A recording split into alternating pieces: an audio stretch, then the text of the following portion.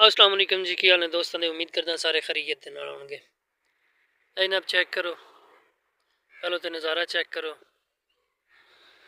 हाय कोई फसल नहीं जनाब, सारा उजड़िया पुजड़िया या वेखो इलाका सार नाल नाल जनाब।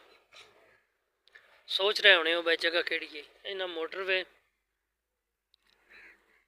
जा रहे हैं जनाब मुल्तान, सुबह दे निकले हैं। ते फिलहाल एक रेस्ट एरिया जिथे रेस्ट वास्ते थोड़ा जहा संगियां साथियां ने कहा जे खलोना है, ते उत्थे खलो गए हैं रेस्ट एरिया बिच। ते तकरीबन तकरीबन कोई 4 घंटे हो गए न सफ़र विच, और मजीद अजे जड़ा नहीं 3-4 घंटे शायद अजे लग जान सफ़र दे विच। ते फिर अपने मंजिले मकसूद यानी कि मुल्तान पहुँचांगे।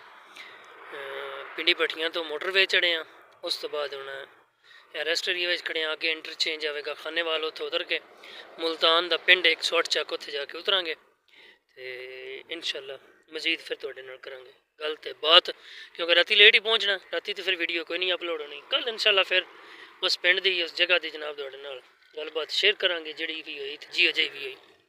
फिलहाल थोड़े नाल मोटरवे शेयर कर रहे हैं, ये चेक कर लो। तो अपने सफ़र के बारे तुहानू दस्सिया।